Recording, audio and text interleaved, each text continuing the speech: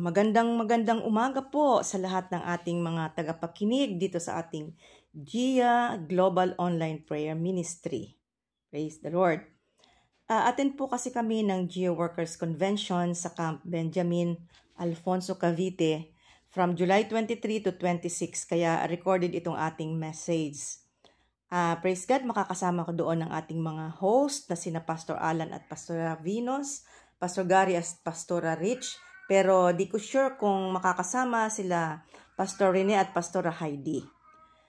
Okay, praise the Lord. Before we start, manalangin muna tayo. Hallelujah, Jesus. Heavenly Father, we come before your presence with thanksgiving in our hearts as we humbly submit ourselves to the guidance of the Holy Spirit in everything we do. We ask you, Lord, to cleanse our hearts and sanctify our minds so that your word will inspire us to grow deeper in our faith and be more like Christ as we hear and obey your words. Guide us in this study, Lord, and let your anointing flow. In Jesus' mighty name we pray. Amen. Hallelujah. Alam niyo ba na sa dami ng mga natutuhan kong Bible lessons, ay hindi ko malaman kung ano talaga ang i-share ko sa umagang ito. But praise God, no, na talagang ang Panginoon, napakabuti, napaka-faithful niya. Lagi niya tayong ginagabayan at siya ay sumasagot ng dalangin. Sa kapipray ko, ito yung ibabahagi ko sa inyo, ay ito ang sagot ng Panginoon. At pinamagatan ko itong, God is always at work. Okay. Nagmumula lang to sa isang verse, Romans 8:28, na babasahin ko sa inyo. Babasahin ko sa inyo yung iba't ibang translation, ha. At dito sa isa sa mga translation, dito ko kinuha yung pamagat nito. Sa NIV translation, ganito ang sinasabi. And we know that in all things, God works for the good of those who love Him, who have been called according to His purpose. Sa New King James Version. And we know that all things work together for good to those who love God, to those who are called according to His purpose. Sa NLT naman, and we know that God causes everything to work together for the good of those who love God and are called according to His purpose. And then sa CEV, sabi ganon, we know that God is always at work for the good of everyone who loves Him. They are the ones God has chosen for His purpose. So dito ko kinuha yung title, God is always at work. Hallelujah. Sa Tagalog naman, alam nating sa lahat ng bagay ay gumagawa ang Diyos para sa kamabuti, kasama ang mga nagmamahal sa Kanya, silang mga tinawag ayon sa Kanyang layunin. So kung mapapansin natin, itong verse na ito, Romans 8:28, this is the most sought after verse in the Bible for comfort in times of distress. O, diba? Kapag tayo ay may mga pinagdadaan ng problema o mga matinding pangangailangan, naghahanap tayo ng masasandalan. Yun bang makakapawi man lang ng ating mga kabalisahan. At itong talata sa Romans 8:28 ay tunay na nakakabigay ng assurance ng Diyos ay laging handa upang tayo ay tulungan. Praise God, no? Mayroon tayong mapanghawakan na mga pangako ng Diyos. Kaya napakahalaga talaga na lagi tayong nagbabasa ng Bible as much as possible na memorize natin para every time na kailangan natin mayroon tayong gagamitin o meron tayong i-recite para sa ating sarili, para tayo ay maging matatag, maging ma-inspire at mapagtagumpayan natin yung ating mga kabalisahan. Meron ding mga ilang talata sa Biblia na nagbibigay din sa atin ng inspiration, kagaya sa Psalm 39 verse 19. Ang sabing ganun, many are the afflictions of the righteous, but the Lord delivers him out of them all. So marami ang mga afflictions o mga paghihirap natin ng mga banal, no, mga righteous, no. Pero dinideliver tayo ng Lord sa lahat ng iyon.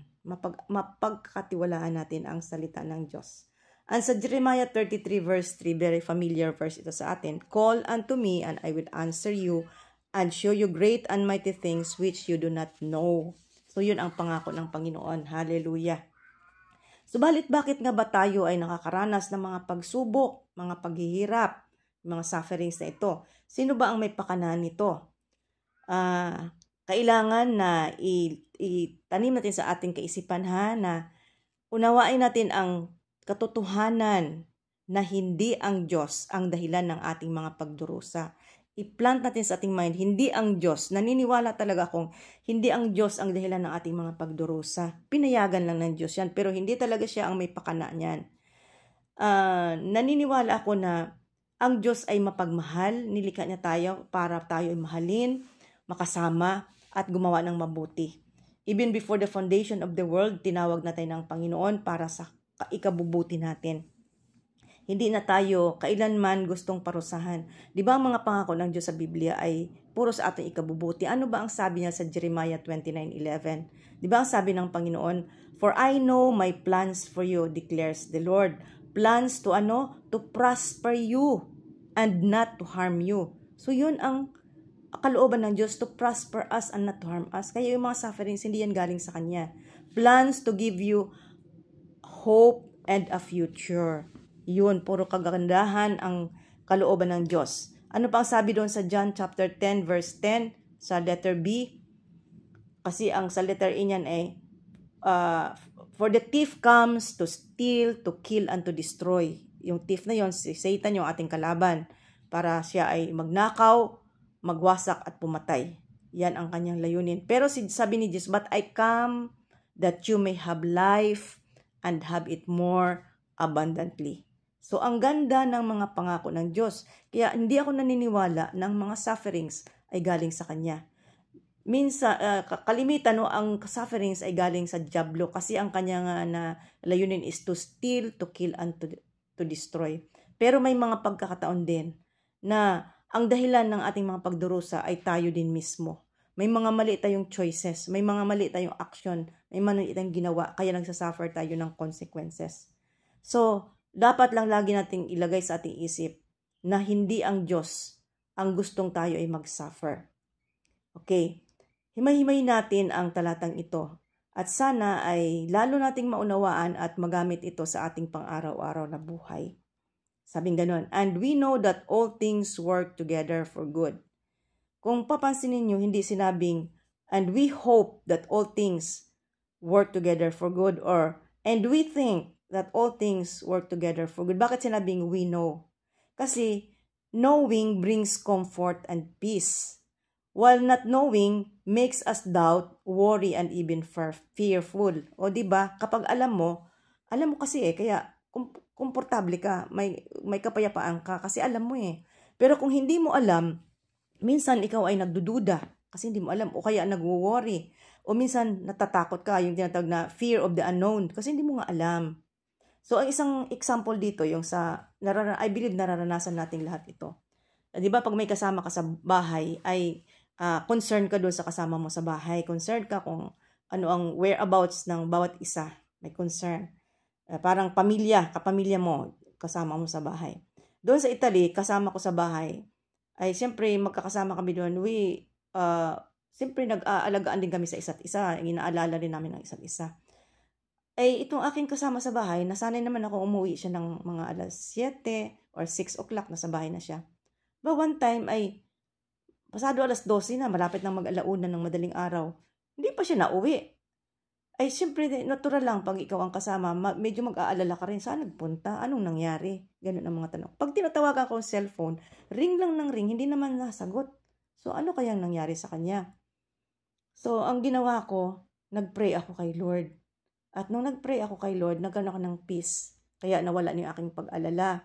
Kasi kapag nag-aalala ako, nandun yung, naku, baka na-disgrasya, baka na-aksidente yung sinasakyan, na-disgrasya, o kaya baka, kasi maraming magnanakaw din sa amin, baka na-hold up, mga kung ano-ano naman naglalaro sa isip kapag hindi mo alam. Pero nung nanalangin ako sa Diyos, binigyan ako ng Diyos ng kapayapaan ng puso, ng isip. At alam ko na mas higit na alam ng Diyos kung paano pangalagaan yung kasama ko sa bahay kaysa sa akin. Mag-alala man ako, magalit man ako, ma-stress man ako, wala rin namang ikabubuting magawa kung ano ang sitwasyon ng kasama ko sa bahay. Wala rin Ako lang ang magsasuffer. Either na tumaas lang ang presyo ng dugo ko, or either na tumaas ang cortisol, or either na magalit ako, whatever. Pero dahil naturuan ako ng Diyos na laging magtiwala sa Kanya, Alam ko na mas higit niyang mapangalagaan ang ibang tao kaysa sa akin at wala ring magagawa yung aking mga worries, yung aking mga pagsisentimiento o whatever. Walang magagawa yan sa sitwasyon sa ngayon para masolve. Kaya nagtiwala ako sa Panginoon. So when I know na mas alam ng Diyos, pangalagaan siya, at alam ng Diyos kung anong ikabubuti sa Kanya, natahimik ang puso ko. Mga kapatid, minsan nangyayari sa pamilya natin yan. So instead na mag-alala kayo sa inyong asawang hindi pa nadating o wala ka man lang contact, whatever, manalangin ka. Why worry if you can pray? Kasi pag nag-worry tayo, na-stress tayo, tumataas ang presyo ng dugo mo, nagkakaroon ka ng ulcer, ang dami-daming epekto sa ating katawan. Yung stress na yan, ang daming epektong dulot, masamang dulot sa katawan, masampang epektong dulot sa ating katawan. Kaya instead na mag-worry, mag-pray tayo. At kung alam mo na na kaya ng Diyos at mas higit na alam ng Diyos kung papaano niya alagaan yung pinag-aalalahan mo, mapapayapa ang loob mo. So huwag tayong pumatol doon sa ating mga alalahanin na yan, na mga unfear of the unknown. Magtiwala lang tayo sa Diyos. Okay. So, ano naman ngayon yung tinatawag na all things? For we know that God work all things together for our good. So, ano naman yung all things? Naniniwala ako na yung sinasabi dito ni San Pablo na all things, ay ito yung mga sufferings. Kasi kung papansinin natin dito sa 2 Corinthians, ang kanyang mga experiences, ang kanyang mga problems sa buhay, ay dito, sinasabi niya yung mga problema, yung mga experiences niya. So, sa buhay din natin, may mga problema din tayo na experience, like mga problema sa relasyon, mga mag-asawa, mga anak, problema sa financial, walang ang pera, health problems, may mga sakit, mental problems, mga mental health problems, or low self-esteem problems. Ang dami-daming problema na nararanasan tayo sa mundong ito. Pero tingnan natin, i-compare natin yung ating mga problema sa naging problema ni San Pablo. Nung binabasa ko to, sabi ko, wala pa sa kalingkingan yung mga problema kung sa mga dinanas ni San Pablo. Sabi niya doon sa 2 Corinthians chapter 11, verses 24 to 27. From the Jews, sabi niya, 5 times I received 40 stripes minus 1. So nung tinimes ko yan, 39 times 5 is 195 stripes. Siguro talagang ang dami niyang peklat kasi pag hinampas ka, nalalamog yun, minsan nagsusugat-sugat pa. 3 times beaten with rods, yung rods na yun, pamalo yan na malakas, matibay, matigas. Siguro talagang ang sakit, ang dami niyang dinanas. And once I was stoned to death, sabi niya ganun. Di ba nabasa natin dun sa Bible, no, sa Acts, na siya ay binato ng mga tao at akala nila patay na siya. Pero tumindig siya pagdating ng mga disciples at buhay siya. 3 times I was shipwrecked, a night and a day in the deep. So palutang-lutang siya sa laot, no? Sabi ganoon, 3 beses siyang na-shipwreck, 3 beses siyang nasira yung barko na nasa laot lang sila palutang-lutang. Ay ang lakas-lakas ng alon niyan. Di syempre, pag malakas ang alon, masusuka ka, mahihilo ka. So grabe yung mga karanasan niya. In weariness and toil, sa kapaguran at sobrang trabaho. In sleepless often, laging walang tulog. In hunger and thirst, in fastings often, lagi sila nagpa-fasting, laging nagugutom at nauuhaw. In cold and nakedness, alam nyo, grabe ang cold na yan. Sa Europe kasi napakalamig pag winter, para ka nasa loob ng freezer. So naranasan na yung sobrang lamig at nakedness daw, wala pa silang mga damit. So talagang grabe ang dinaanan ni San Pablo ng mga kahirapan. So, naniniwala akong Paul truly understood suffering more than the other disciples of Jesus sa kanilang panahon. Sa lahat ng kanyang mga experiences, he draws that powerful assurance that all things will eventually work for good. Kasi nakita niya sa kanyang sarili na kahit anong hirap ang pinagdaanan niya, it still end up good. Amen? So, sa ating ding buhay, anuman ang ating maging experience, anuman ang ating mga kakaharapin, let us always expect that God can work all things together for our good. Ang magiging resulta nito ay magiging good. Amen? So, praise the Lord. And then, sabi ganon, to those who love God.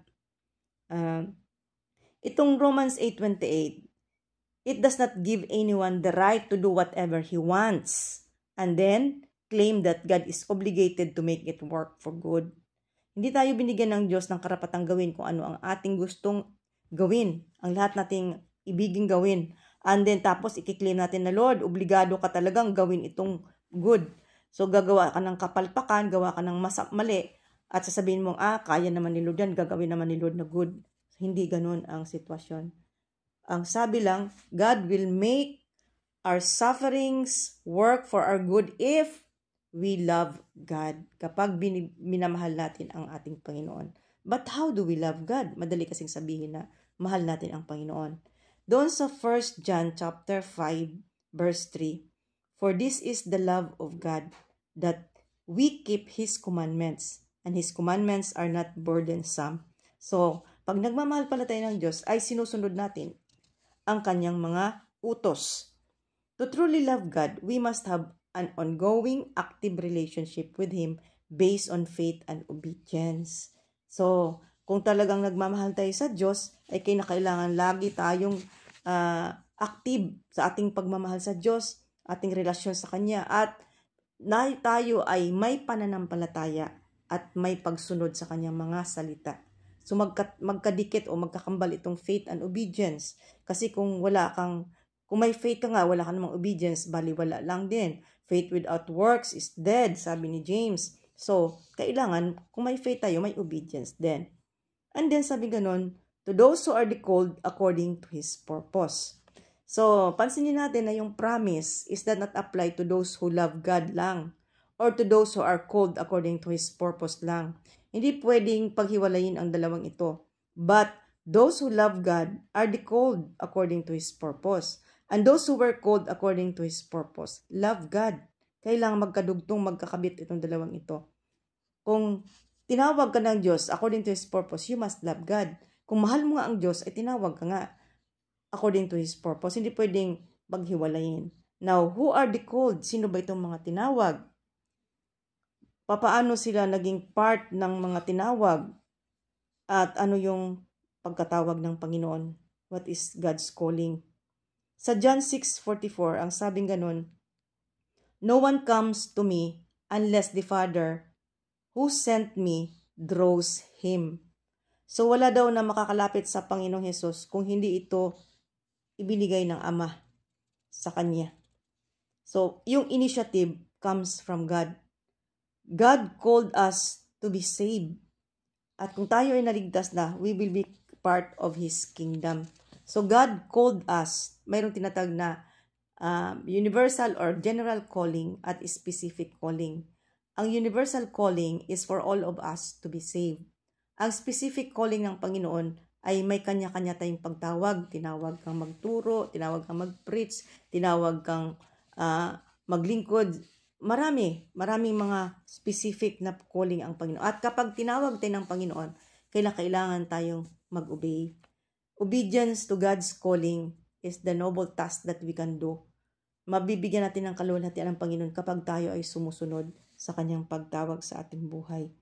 Dahil ang Panginoon ay nagmamahal sa atin. At mga sufferings na yan, nakita natin na ang mga sufferings na yan ay hindi yan sayang. God can work all things together for good kasi mayroong dahilan o mayroong magandang kalalabasan yung mga sufferings na yan sa mga nagmamahal sa Panginoon. Balikan ko doon yung Romans 5, chapter 5 verses 3 and 5. I-compare natin doon sa mga sufferings ni St. Paul. Sabing ganon sa Romans 5, 3 to 5. Si St. Paul din ang sabi dito. Sabi niya, but we glory in our sufferings. Ayun. Yung mga sufferings niyang dinanas, he glory. Nagbigay pa sa kanya ng kasiyahan ito. Because we know that suffering produces perseverance. May magandang effect ang suffering sa kanya. Nag-produce ng perseverance. Pagtityaga, pagpapatuloy na magtityaga. And perseverance, character. Yung character niya na bago. Yung character ay nagbibigay ng hope. And hope does not put us to shame. So, halaganin pala ng mga sufferings kahit alam natin na hindi ito nanggaling sa Diyos. Pinayagan ng Diyos kasi may layunin siyang maganda para sa atin. Ang layunin ni Satan, tayo ay saktan, tayo ay i-destroy, at pinayagan naman ng Diyos yan para iba naman ang layunin ng Diyos. Ang layunin naman ng Diyos ay para dahil sa mga sufferings na yan, we will glory in our sufferings. Yung mga sufferings na yan, magkakaroon tayo ng perseverance, yung ating character, mababago, magiging mas maganda, madidevelop yung ating patience. Napakaraming magandang bagay ang magaganap sa ating pagsunod sa Panginoon, sa mga sufferings na ito. Pero there are times na ang sufferings natin ay hindi gawa ng dyablo, but it is caused by our own fault. So kung tayo ang may kagagawan, bakit tayo nag-suffer? What shall we do then? So how to obtain God's favor in spite of our mistakes? Paano natin? Ito ang nireveal sa akin ng Lord. First, we have to draw near to God and confess our fault honestly. Kapag na-realize natin na mali talaga tayo, aminin natin at tanggapin na mali nga. Huwag na tayong mag-reason out. Huwag na natin i-justify yung ating mga kasalanan, yung ating mga pagkakamali. Huwag nang magpalusot kasi hindi naman natin pwedeng dayain ang Diyos eh. At lalong hindi pwedeng utuin o ma-outsmart natin ang Diyos. Alam ng Diyos ang dahilan. Kaya hindi natin pwedeng, ipagtanggol pa ang ating sarili. Then, pag inamin natin, kasalanan ko talaga Lord, patawarin mo ako, hingi tayo ng kapatawaran. Pagsisihan natin ating nagawa at humingi tayo ng patawad. Anong sabi ng Panginoon sa 1 John 1:9? If we confess our faults unto God, He is faithful and just to forgive us our sins and to cleanse us from all unrighteousness. Kaya papatawarin tayo ng Panginoon. Pangalawa, let us assume responsibility. Huwag nating ipasa sa iba ang dahilan kung bakit tayo nagkasala o nagkamali. Panindigan natin ang ating responsibilidad sa resulta ng ginawa natin. Huwag nating i-passing the buck, ay ipapasa sa iba yung ating yung ginawa natin. So assume responsibility, panindigan natin na nagkamali nga ako, so nagkamali nga. Sabi sa Proverbs 28:13, ang nagkukubli ng kanyang sala ay hindi mapapabuti, ngunit kahabagan ng Diyos ang nagbabalik loob at nagsisisi. Praise the Lord. Kaya magsisi tayo, i-assume natin ang ating responsibilidad. Pangatlo, willingly accept the consequences and trust God for everything. Maging hindi tayo napilitan na tinatanggap yung consequences. Bagos maging maluwag sa loob nating tanggapin. Ay, talaga naman nagkamali ako eh. So ito ang resulta. So panindigan ko to at tanggapin ko ito. Sabi sa Psalms chapter 32 verses 4-5. Sabi ni Haring David, ito eh. Sa araw at gabi, ako'y iyong pinarurusahan. Wala nang natirang lakas sa katawan. Parang hamog na natuyo sa init ng tag-araw. Kaya't ang kasalanan ko'y aking inaamin, mga pagkakamali ko'y hindi na inililihim. Ako'y magpasyang sa iyo'y ipagtapat at mga sala ko'y pinatawad mong lahat. Ayun, pinatawad na lahat ang kanyang kasalanan kasi ipinagtapat niya. Inamin niya. Kaya nga kung papansin natin si Haring David, di ba? Grabe yung kanyang kasalanan. Matindi eh. Hindi lang basta-basta yung kasalanan niya, yung adultery and murder. Di ba? Mabigat na kasalanan yan. Pero wala tayong makita sa Bible na dinescribe sa David the murderer, David the adulterer. Walang ganun sa Bible. Anong nakasulat doon? David pattern after God's own heart.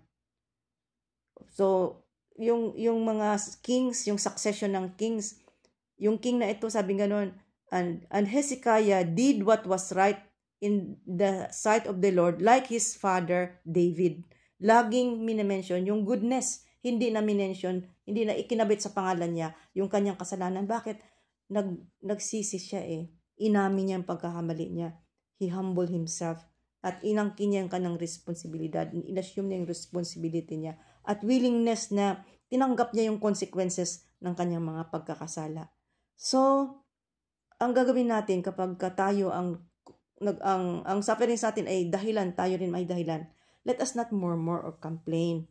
Kapag nire-reap natin yung consequence ng ating pagkakamali, silently ay i-endure natin yung pain and let us keep our eyes upon God.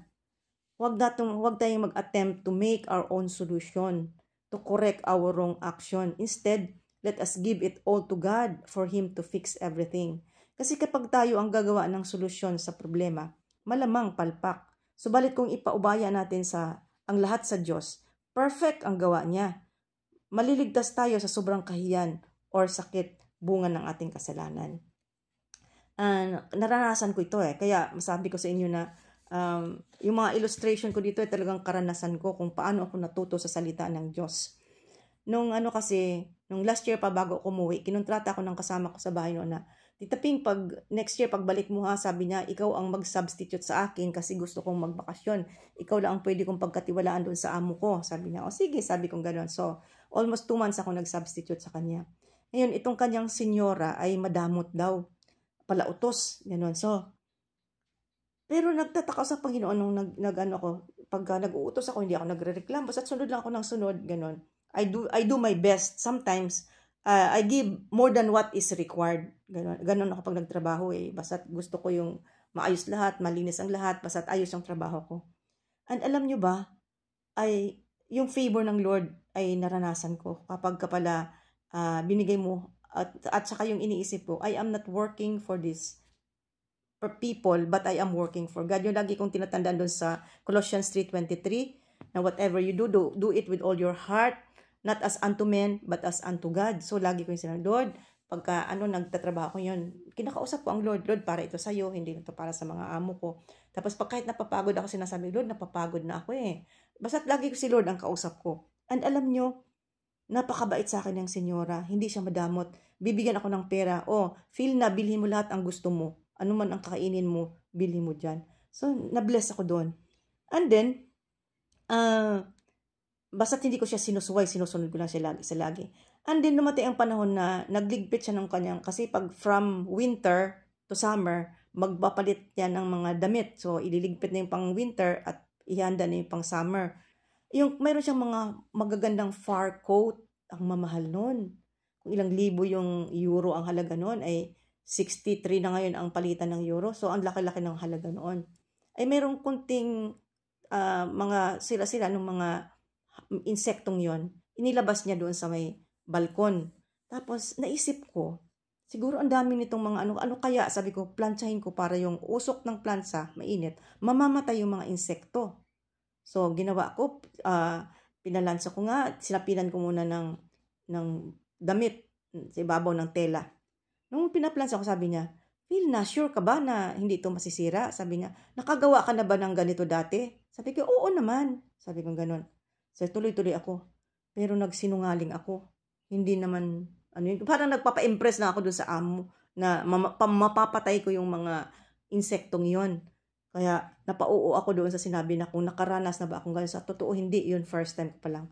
Alam niyo, pagkatapos kong naplansa, nagkadikit-dikit ay yung kwelyo. Kasi yun pala, balat pala ng hayop yun. At kapag nainitan, ay parang bang nagiging dry siya na kulubot. Naku, nasira. Parang patay ako nito, sabi ko. Naku, nung nakita ng senyora, talagang aligagang-aligagak siya. Paano ba to? Sabi nga ganun, mahal-mahal nito. Sabi nga ganun. Naku, sabi ko, Luz ko, nag-sorry ako kay Lord. Sorry Lord. Sabi ko, nagpapa-impress ako Nagsinungaling pa ako. Hindi ko naman pala talaga na naranasan na magplansa nito. Bakit ba yung parang nag-venture ako sa mga bagay na hindi ko pa napatunayan na tama pala ito. So, pinagpipray ko na paano gagawin ko. Nag-iisip ako, paano kaya ma-repair yun? So, bumili ako ng pandikit at ididikit ko na lang sana yun doon kasi nagkahiwa-hiwalay na Ako, lalong hindi naman nadidikit. Ako talaga nag-worry ako, Panginoon. Sa kawuworry ko, nadapa pa ako. Grabing pagkadapa ko. Sakit ng tuhod kong right na tuhod. Na 1 linggo akong paika-ika. Hindi ko mai-fold yung tuhod ko. Sobrang sakit talaga. Grabe. Yun ang mga sufferings ko, consequences ng aking maling desisyon, maling ginawa, nagsinungaling pa ako. So, lumapit ako sa Panginoon kasi, kumbaga sa iniisip ko talaga na ma-fix yung kanyang fur coat na yun kasi ang mahal-mahal yun. Kung babayad ko man, kulang pa yung susweldohan ko para pambayad doon sa kanyang halaga nun So, nag-isip-isip na naman ako. Ano kaya? Sabi ko, may mga suggestion sa mind ko. May nag-suggest sa mind ko. Ano kaya? Gupit-gupitin ko na lang yun. At sasabihin ko, Senyora, ay Senyora, ang daming mga insektong kinain. Tingnan nyo, nahulog na dito yung mga far. Talaga, Pero, kinunbik ako ng Lord. Gugupit-gupitin ko. Di ibig sabihin, gagawa na ng panibagong kasalanan. Ay, sabi ko, Lord, sorry. Alam nyo, nakakatuwa din naman ang Lord, no, na napakabuti talaga ng Panginoon. Kasi kung ano man ang suggestion ni Satan at minsan ay pinapatulan natin, agad-agad umientra ang Lord. Kaya napipigilan tayo. Kasi kung sinunod ko yon na ginupit-gupit ko nga at baka hindi ko alam kung anong magiging consequence. Baka hindi na ako ililigtas ng Panginoon kasi ako na ang gumawa ng sarili kong hakbang. So, ang ginawa ko na lang ay pinagkatiwala ako sa Panginoon. Umiyak talaga ako sa Lord. Nag-prayer and fasting ako. At Lord, bahala ka na. Lord, bahala ka na. Ikaw nang bahala dito, Lord. Sana, Lord, hipuin mo na ng amo ko na huwag siyang magalit sa akin at huwag akong mapahiya. Kasi ikukwento niya ako sa mga tao niyan eh. Ikukwento niya sa mga anak niya, ikukwento sa mga apo niya, sa mga kaibigan niya. Ikukwento niyang sinira ni Phil na yung aking par. Ganun ang ang dami yung kahihiyan, yung kahihiyan sa nagawa ko at kahihiyan sasabihin niya sa ibang tao. Ganun. At nahiya rin ako doon sa friend ko na nag-recommend sa akin pag dumating siya. Sabi ko, Lord, sana bago dumating si Ching ay ma-fix na ito. Pray ako ng pray sa Lord. Prayer and fasting ang ginawa ko. At pinagkatiwala ko na lang sa Panginoon. So, nung pinagkatiwala ko na sa Panginoon, Lord, bahala ka na. Alam niyo ba, napakabuti ng Panginoon. Bago dumating yung friend ko, ay sinabi sa akin ng amo, Phil na, sabi niya, itapon mo, ano sa palagay mo kaya itong mga, far na, sabi niya gano'n. Natakot akong ilagay doon sa loob ng cabinet, baka mahawa yung iba eh. Itapon mo na lang kaya. Naku, nung marinig ko yun, talaga namang parang gusto kong lumukso sa saya. Alam nyo, hindi ko pa oras para itapon. Dali-dali kong tinapon. Kasi baka magbago pa yung isip ng amo. Sabi ko, Lord, napakabuti mo. Samantalang ilang linggo ko nang iniisip ito. Hindi halos ako makakatulog sa kakaproblema kung ano-anong iniisip ko para masolusyonan yung problemang ito. Pero Lord, nung pinagkatiwala ko lang sa'yo, talagang totoo that ang Panginoon ay gumagawa ng paraan. Laging gumagawa ang Panginoon ng paraan. Alam niyo ba yon? God is always at work. Magtiwala lang tayo sa Kanya. Huwag lang tayong gumawa ng sarili nating hakbang. Ipagtiwala na sa Kanya. Huwag lang tayong mag-murmur. Huwag tayong mag-complain. At alam niyo ba na sa kabutihan ng Panginoon, yung favor ng amo ay naging ko na hindi na niya inulit yung nang hinayang siya doon, kundi ang sinabi niya ay itapon ko na lang. Kaya itinapon ko yon. At pagkatapos ay binigyan pa niya ako ng 100 eurong tip. O biro niyo yon, sabi ko, Lord, kung ako ang gumawa ng solusyon, siguro pinagbayad pa ako. Pero dahil nagtiwala ako sa iyo at naniwala ako na God is always at work. God can work all things together for my good because I love the Lord and I was called according to His purpose. So mga kapatid, gusto kong i-challenge ang bawat isa sa atin na kung ano man ang mga sufferings natin, ano man yung ating mga pinagdadaanan, huwag tayong mag-complain, huwag tayong masyadong mag-fret, mag-alala, magtiwala lang tayo sa Panginoon. Ang gustong mensahe ng Panginoon sa atin ngayon ay huwag tayong lubos na mabalisa. Pagkatiwala natin sa Diyos ang lahat ng ating mga alalahanin. Hayaan natin ang Diyos ang gumawa ng solusyon at huwag nating ipagpilitan ang sarili nating kalooban. At kapag nagtiwala tayo sa Diyos, kayang-kaya niyang gawin ang problema natin, mabigyan ng solusyon. Amen? Tayo ay manalangin. Panginoong Diyos, marami pong salamat sa iyong mga salita na amin pong pinag-aralan. Salamat at pinatunayan mong ikaw ang Diyos na gumagawa lagi ng paraan. Yes, Lord, you are our faithful God who always do good, O Lord God. Thank you, Father God, na pwede kaming magtiwala sa iyo sa lahat ng pagkakataon. Thank you that you can always work all things together for our good. Kahit kami paman, Panginoon, ang may kasalanan ng aming mga dahilan ng aming suffering, kung kami lang ay magtiwala sa iyo, kung kami lang, Panginoon, ay hindi gagawa ng aming sariling maling mga desisyon, bagkus ay ipagkatiwala ang lahat sa iyo. So Lord, tulungan mo po ang bawat isa sa amin na kami po ay hindi lamang tagagawa ng iyong tagapakinig ng iyong salita, kundi tagagawa that we should always trust you. Thank you, Lord. Excuse me. Thank you, Father God. At patuloy kang mangusap sa bawat isa sa amin at patuloy mo, Panginoong, ihayag ang iyong kaluwalhatian. To you we give the glory, the honor, the power, and the majesty. In Jesus' mighty name we pray. Amen and amen. God bless everyone.